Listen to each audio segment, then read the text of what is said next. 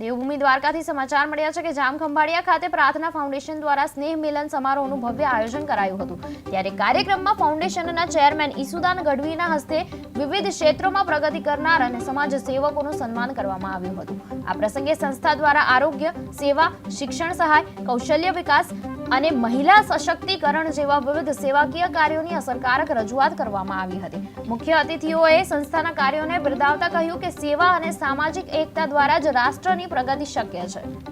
આજે લાભ પાંચમના પવિત્ર દિવસે જામખંભાળિયામાં અમે પ્રાર્થના ફાઉન્ડેશન લોન્ચ કર્યું છે, જે સમરસતા, એકતા, સર્વ સમાજના વિકાસ માટે કાર્ય કરશે।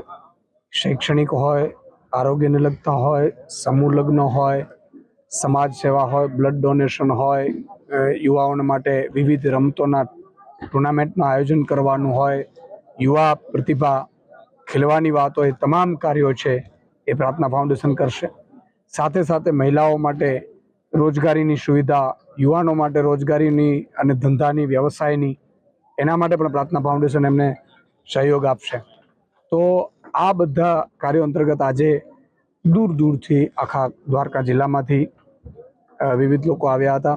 પ્રતિભાશાળી વ્યક્તિઓનો આજે સન્માનનો પણ કાર્યક્રમ હતો, સાથે સાથે સ્નેહમિલનનો કાર્યક્રમ હતો અને કલાકારો, આર્ટિસ્ટો, વિવિધ ક્ષેત્રના કલાકારો, વિદ્યાર્થીઓ પ્રતિભાશાળી, માજી સૈનિકો, શહીદો, સારા વ્યક્તિત્વો, સંસ્થાના વિવિધ આગેવાનો, એ તમામનો આજે અહીંયા સન્માન કરી હું પણ મારી જાતને ધન્યતા અનુભવું છું।